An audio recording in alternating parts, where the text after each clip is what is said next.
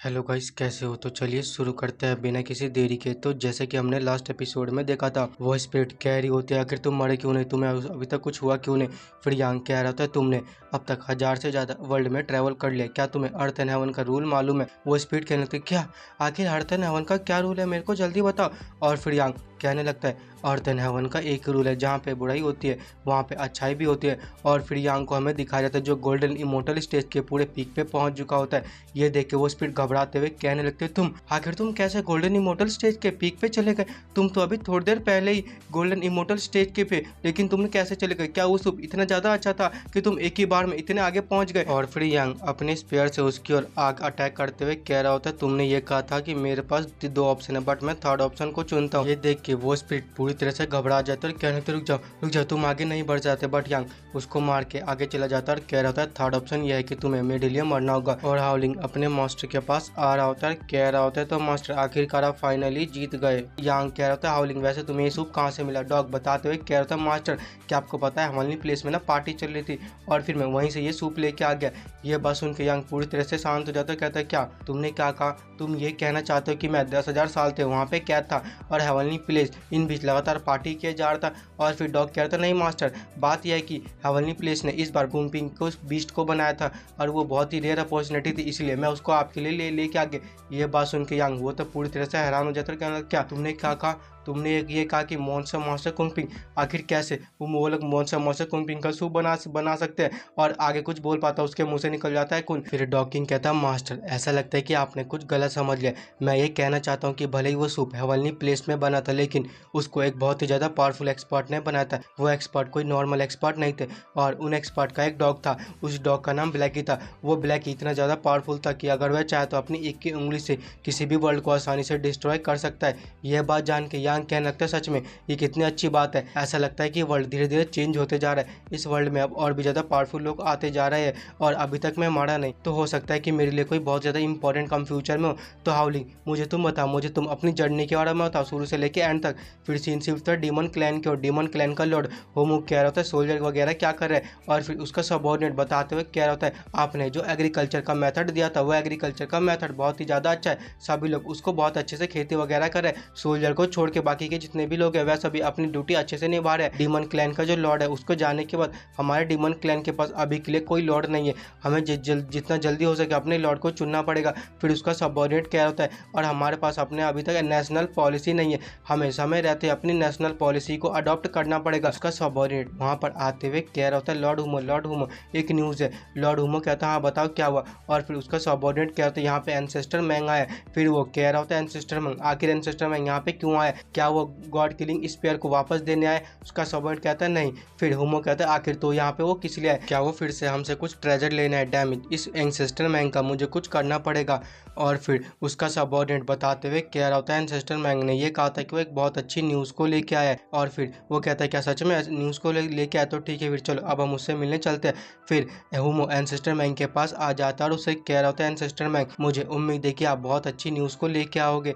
Ancestor मैंग बताते हुए कह रहा होता है क्या तुम्हें पता है कि हेवनली प्लेस ने मॉन्स्टर मास्टर कुंगपिंग को हरा दिया और हराने के बाद उसको उसका सूप बना के उसको खा गए।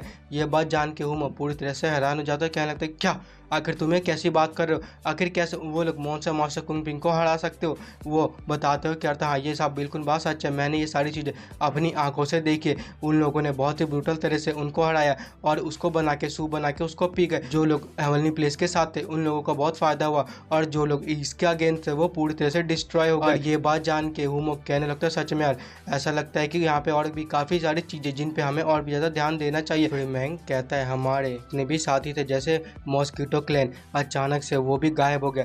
तो यार मॉस्किटो क्लैन के बंदे के साथ क्या हुआ है इसके बारे में तो आपको पता ही होगा, अगर नहीं पता तो आप पिछला एपिसोड देख सकते हो। और फिर वो आगे बताते हुए क्या होता है ईस्ट ड्रैगन क्लैन एंड किंगलिंग क्लैन ने भी हमारे साथ छोड़ दिया। ये बात जान के हुमो कहने लगता है सच में हमारे लिए तो और भी ज़्यादा सिचुएशन बेकार होते जा रही है। और फिर मैंग कहता है वैसे तुम मुझे ये बताओ कुंगपिंग कैसा होगा, तुम उसके बारे में क्या सोचते हो?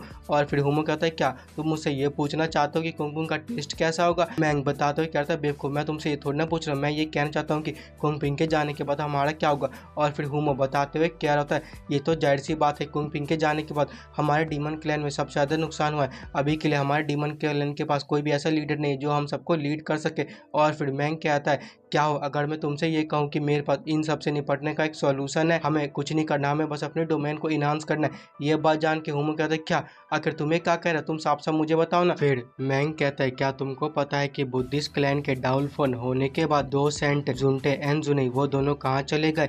ये बात जान के हुमू कहने लगता है तुम कहीं तुम ये तो नहीं सोच रहे।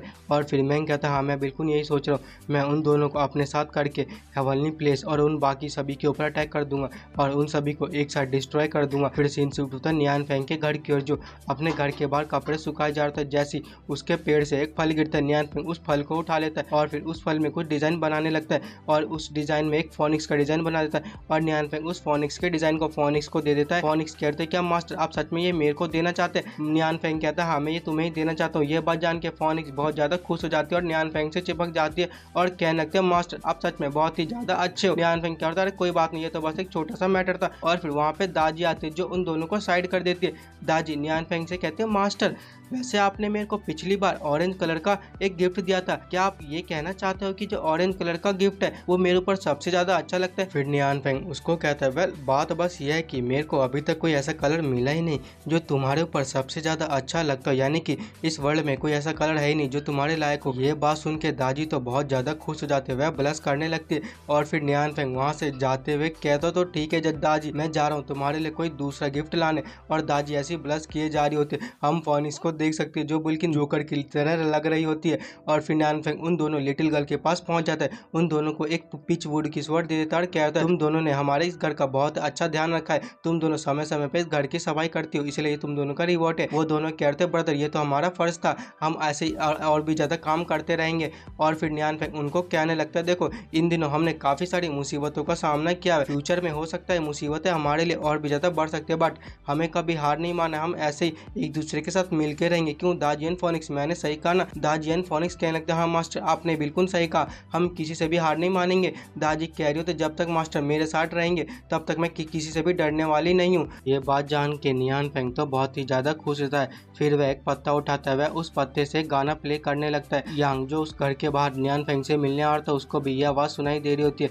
वो कहते हैं ये आवाज तो ग्रेट डाउ की साउंड है, ये आवाज ऐसा लगता है कि ये जो आवाज ये पूरे अर्थ एंड हेवन में घूम रहे नहीं, एक मिनट रुको, ये आवाज पूरे अर्थ एंड हेवन में नहीं घूम रही बल्कि आवाज तीनों के तीनों रिदम में घूम रही है। और फिर डॉकिंग कहता है वैसे मास्टर ये ग्रेट डाउ की साउंड होती क्या। यांग बताते हुए कह रहा होता है ग्रेट डाउ की साउंड ये वो साउंड होती है जो हर जगह जाती है, उस जगह को अच्छा कर देती है। अगर वह जगह बेकार है तो उस जगह को पूरी तरह से नया कर देगी, अगर उस जगह की स्पिरिचुअल एनर्जी कम है तो उस जगह की स्पिरिचुअल एनर्जी बढ़ा देगी। मेरे को तो विश्वास ही नहीं हुआ कि मैं अपनी आंखों के सामने ऐसा नजारा देख रहा हूँ, सच में यार क्या ये वही एक्सपर्ट है जिसके बारे में तुमने मेंशन किया था। डॉकिंग कह रहा था हाँ ये वही है, क्योंकि उनके सिवा इस दुनिया में ऐसा कोई है ही नहीं जो ऐसी चीजें कर सके। और फिर यांग कहने लगता आखिर मेरी बॉडी के साथ हो क्या रही है फीलिंग, आखिर मुझे ऐसा क्यों लग रहा है कि कुंगपिंग का सूप जो मैंने थोड़ी देर पहले पिया था वो इस ग्रेट डाउ की साउंड के साथ रिएक्ट कर रहा है। ये जो मेरे बॉडी के अंदर जो ग्रेट डाउ है वो और भी ज्यादा इवॉल्व हो रहा है, मुझे कुछ भी करके इसको समझना पड़ेगा जिससे कि मैं नेक्स्ट लेवल पे ब्रेक थ्रू कर पाऊँ। और फिर उस चीज को समझने लगता है, फिर हमें बाकी के लोगों को दिखाया जाता है, वो लोग भी ब्रेक थ्रू कर जाते हैं। एंड फिर हमें दाजी एंड फोनिक्स को दिखाया जाता है, दाजी के फोनिक्स से 9 टेल फॉक्स की स्पीड निकलती है एंड फोनिक्स की बॉडी से डिवाइन फिनिक्स निकलती है। दाजी एंड फोनिक्स वो दोनों भी वहां पर ब्रेक थ्रू कर जाते हैं और हमें यांग को दिखाया जाता है जो फाइनली सेज लेवल के ऊपर ब्रेक थ्रू कर लेता है। उसको देख के डॉकिंग अपने मन में सोचे जा रहा होता है, मास्टर को देख के ऐसा लगता है कि मास्टर 9 डिवाइन स्किल को अपनी बॉडी में रिफाइन करने की कोशिश कर रहा है। क्वाजी सेज लेवल को अचीव करना बहुत ही ज्यादा डिफिकल्ट होता है, इस सूप और इस साउंड ने मास्टर को ब्रेक थ्रू करवा दे, ये सच में बहुत ही ज्यादा टेरिफाइंग है। मास्टर इस सूप को पूरी तरह से यूटिलाइज कर रहा है। फिर वहाँ पे ब्लैकी आ जाता है, ब्लैकी उससे कह रहा है तो तुम यहाँ पे वापस आए गए, अब तुम इतने ज्यादा हैरान क्यों हो रहे हो, फास्ट में मैं भी तुम्हारे जैसा ही था, जब भी मैं मास्टर की इन साउंड को सुना करता था तो मैं भी हैरान हो जाता था और मेरे को बहुत ही ज्यादा अच्छा लगता था, बट अब ये सब चीजें मेरे लिए नॉर्मल है, अब मेरे को इस सब से कोई फर्क ही नहीं पड़ता। और हम ब्लैकी का लेवल देख सकते हैं, साफ साफ जो ब्लैकी का एक्सपीरियंस होता है इन सब से सबसे ज्यादा होता है। और फिर यांग कह रहे थे तो आप है मास्टर के वो ब्लैकी, आपका बहुत बहुत शुक्रिया मेरे इस बेवकूफ से डॉग का ध्यान रखने के लिए। ब्लैकी कहता है कोई बात नहीं, ये तो बस एक छोटा सा मैटर था, तुम दोनों चाहो तो मास्टर से मिल सकते हो। और फिर वो दोनों नियान फेंग के दरवाजे को खटखटाने लगते। ये देख के फोनिक्स कहती है आखिर कौन है, किसकी हिम्मत हुई मास्टर को डिस्टर्ब करने की इस समय एक साउंड बजाते हुए।